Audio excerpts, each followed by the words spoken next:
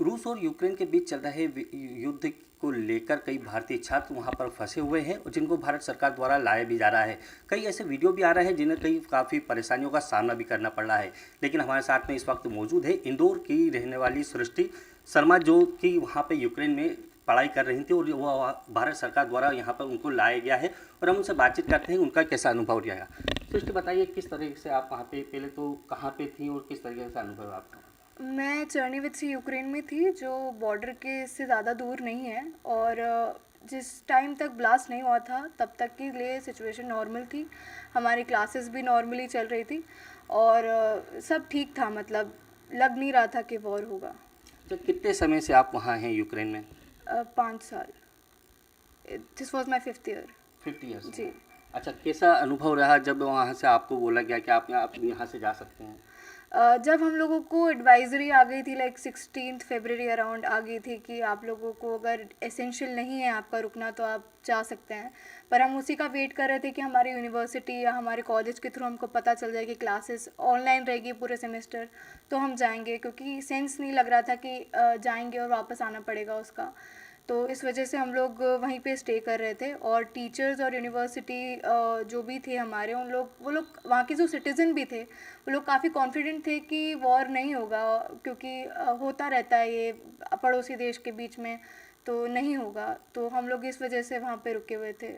Plus वहाँ पे licence exam होता है 3rd ईयर 6th ईयर का। 6th ईयर का फाइनल डिग्री मिलती है उन लोगों को, और 3rd ईयर का एग्ज़ाम होता है जिसके बगैर उनको आगे प्रमोट नहीं करते हैं। तो वो 2 मेजर लाइसेंस एग्ज़ाम्स के लिए बच्चे वहाँ पे ज़्यादा रुके हुए थे। जो 3rd ईयर का स्टूडेंट है और जो 6th ईयर के स्टूडेंट है, वो ज़्यादा इसी वजह से रुके हुए थे क्योंकि उनका रुकना तो काफ़ी एसेंशियल था वहाँ पे। यूक्रेन की सरकार द्वारा आपको सपोर्ट कितना किया गया? हम लोगों को आइडिया ही नहीं था इस चीज़ का, लेकिन जैसे ही बॉम्ब ब्लास्ट हुआ और हम लोगों को बोला गया कि आप लोगों को इवैक्यूएट किया जा रहा है, तो जैसे ही हम बसेस में बैठ के और बॉर्डर की तरफ निकले, तो हमारे बसेस के आगे ही आगे यूक्रेन की पुलिस की गाड़ी चल रही थी, just to clear the traffic and everything. तो वो हम लोगों की हेल्प ही कर रहे थे उस टाइम पे भी, कि हमको ट्रैफिक के बीच से उन्होंने काफ़ी दूर तक निकाल दिया, क्योंकि काफ़ी लंबा ट्रैफिक जैम था। सब लोग बाहर जाने की कोशिश कर रहे थे। और 5 किलोमीटर करीब हम लोगों ने चल के तय किया, क्योंकि वहाँ हम लोग जा नहीं पा रहे थे, बहुत ज़्यादा ट्रैफिक था। कुछ खास परेशानी आई हो जिसका सामना करना पड़ा आपको?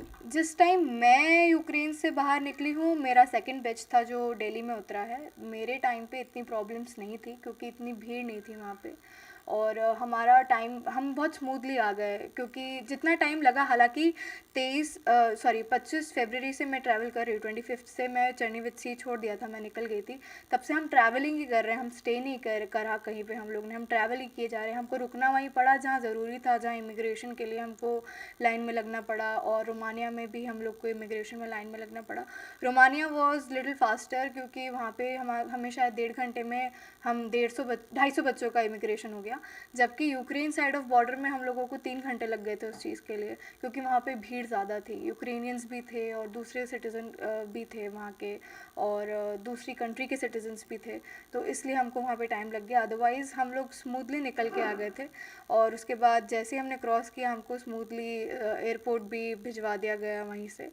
और एयरपोर्ट हम लोग अराउंड 9 आवर्स में पहुँचे होंगे। सुबह 11 बजे हम करीब एयरपोर्ट पहुँचे, और हमको हमारा डिटेल्स चेक करके हमको तुरंत बोर्डिंग पास मिल गए थे। 3:30 बजे की हमारी फ़्लाइट थी, 3:30-4 बजे की।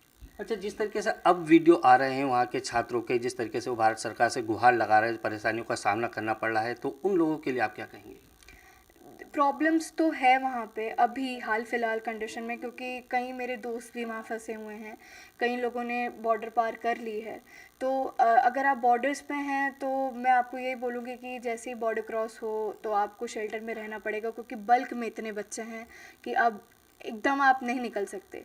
प्लस ये जो क्योटिक सिचुएशन हुई है, ये जो प्रॉब्लम्स आई हैं, इसका रीज़न यही है कि वहाँ पे एकदम इतनी भीड़ हो गई थी। हालांकि किसी की गलती नहीं है इसमें, क्योंकि इतना क्रिएट होगा, अगर सिचुएशन ऐसी होगी तो बच्चे क्या ही करेंगे, ऑब्वियसली निकलने की कोशिश करेंगे।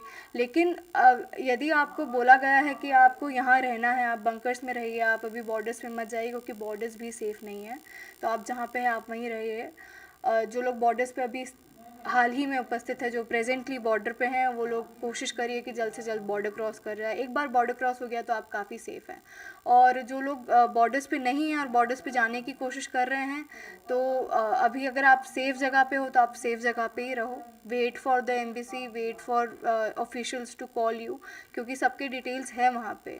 तो ऐसे प्रॉब्लम्स नहीं क्रिएट करो। और जहाँ पे अगर कर्फ्यू लगा हुआ है, जैसे कीव और खारकीव में सिचुएशन बहुत ख़राब है, तो आप वहीं पे ज़्यादा सेफ़ हो जहाँ आप बंकर्स में हो वहाँ पे, क्योंकि कर्फ्यू वाली स्टेट में अगर आप बाहर निकलोगे तो इट्स वेरी डेंजरस। अच्छा, भारत सरकार से आप क्या कहना चाहेंगी? आई एम रियली थैंकफुल, क्योंकि मेरे टाइम पे तो मैं बहुत स्मूथली आ गई, and I am really very thankful for this. मतलब मैं एक एक गवर्नमेंट ऑफिशियल, एक एक टैक्स पेयर जो है इस कंट्री का, मैं बहुत थैंकफुल हूँ सबको।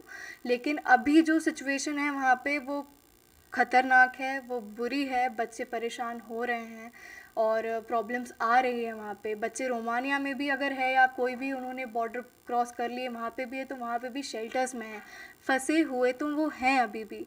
तो उनको ले जाया जाए जल्दी, उनको घर पहुँचा दिया जाए। That's all I need to से।